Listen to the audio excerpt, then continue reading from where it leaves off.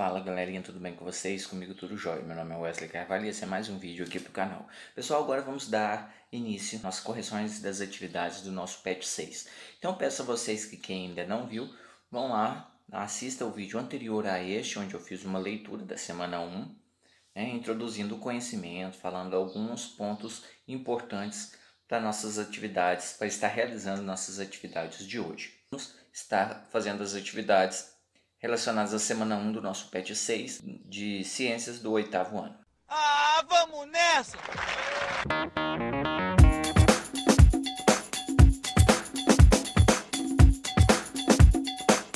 A questão de número 1 diz o seguinte: observe o desenho a seguir e marque a alternativa verdadeira. Então vamos lá, pessoal. Isso aí nós temos o desenho de um átomo, com as partes que o compõem. Na letra A diz o seguinte: o átomo ao lado encontra-se eletricamente neutro. Então vamos lá.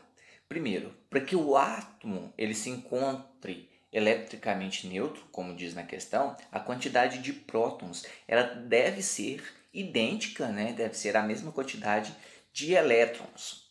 Podemos observar na figura apresentada que isso acontece, Se você olhar aí, a quantidade de prótons e elétrons é a mesma. Então, sendo a mesma, elas se anulam. Então, podemos dizer sim que ele é eletricamente neutro. Letra B.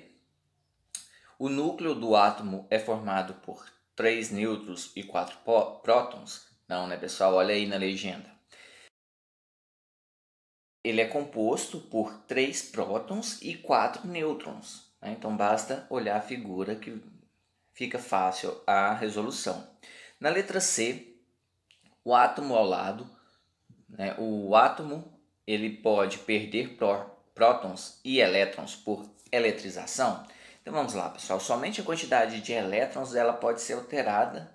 Então, se eu ganho elétrons, a quantidade de cargas fica negativa. A quantidade de cargas negativas ela fica sendo maior do que as cargas positivas. Então, podemos dizer que o corpo está carregado negativamente. E se perde elétrons? Acontece o contrário, A quantidade de carga negativa do corpo se torna menor do que a carga positiva, Então, nós falamos que ele está carregado positivamente. Na letra D, a quantidade de elétrons desse átomo é inalterada, ou seja, ela não pode alterar. Pessoal, pode ocorrer alteração caso o átomo ele sofra eletrização. Então, ela pode sim ocorrer. Pediu foi para marcar a alternativa verdadeira? Então, é a letra A. O átomo ao lado encontra-se eletricamente neutro. Número 2. O núcleo atômico é a região que, na letra A, tem apenas partículas de carga elétrica negativa? Não, nós já vimos que não. B. Tem apenas partículas de carga elétrica positiva? Também não. Letra C. Concentra quase que inteiramente toda a massa do átomo? Sim, pessoal. A maior parte, ou quase toda parte da massa do átomo, ela se concentra no núcleo. Letra D, então, contém partículas de carga elétrica positiva e negativa? Não, pessoal? Nós vamos lá, então, marcar a opção C de caramba, acertei a questão. Atividade 3. Como podemos deixar um corpo que era eletricamente neutro carregado positivamente? Então vamos lá, eu tenho um corpo neutro, como esse da figura anterior, Como que eu faço para deixar ele carregado positivamente? Não sei. Então vamos entender primeiro esse conceito. Um corpo ele é considerado eletricamente neutro quando apresenta o número de prótons igual ao número de elétrons. Esse corpo a gente considera que ele inicia-se neutro. Ele pode se tornar eletricamente carregado por um processo que nós chamamos de eletrização, em que somente a quantidade de elétrons é alterada. Se caso ele ganhar elétron, a quantidade de cargas negativas ela fica maior que as positivas. Então nós dizemos que ele está carregado negativamente. Se perde elétrons, a quantidade fica menor do que a carga positiva. Também podemos dizer que nesse caso o corpo está carregado positivamente.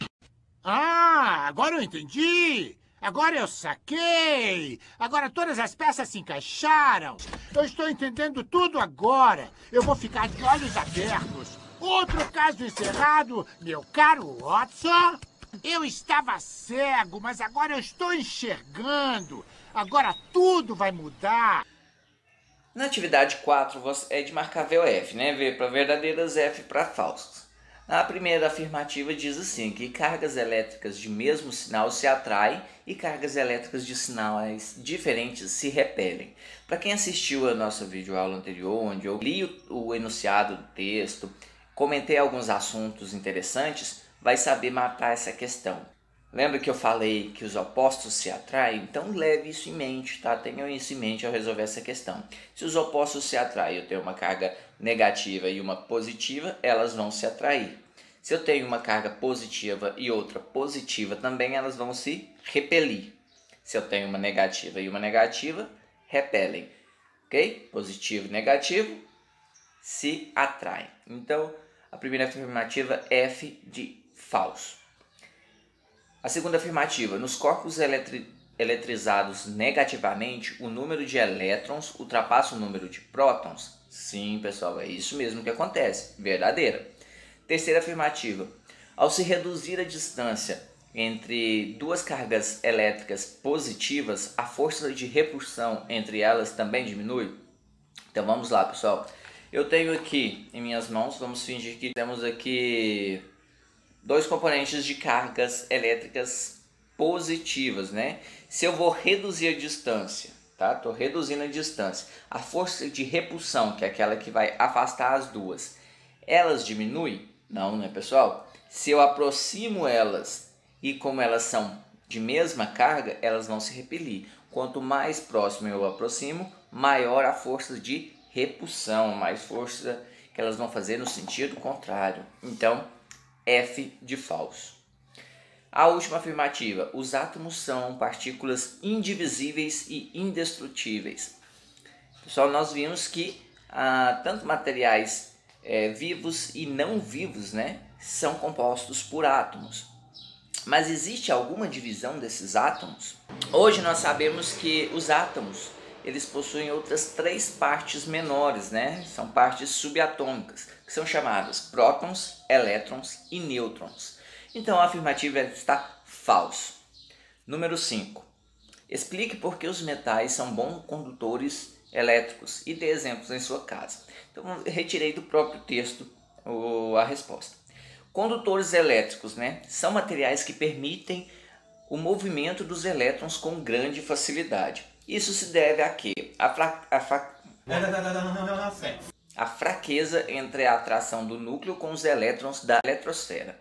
2 bons condutores são ferro e cobre, né? Então, pessoal, no PET de vocês aí, na página 32, ainda da semana 1, tem algumas referências onde vocês podem aprofundar um pouco mais o conhecimento, tá bom? Peço a vocês que vão lá, assistam essas outras videoaulas para vocês terem um conhecimento ainda maior sobre o conteúdo. Espero também ter ajudado vocês, né? Se gostaram, deixe aqui nos comentários. Às vezes eu deixei de falar alguma coisa que for importante, às vezes vocês ficaram com dúvida em alguma coisa, pode deixar aqui na descrição, que aí eu venho tentando sanar as dúvidas de vocês, tá bom? Eu vou ficando por aqui, por hoje é só, até mais e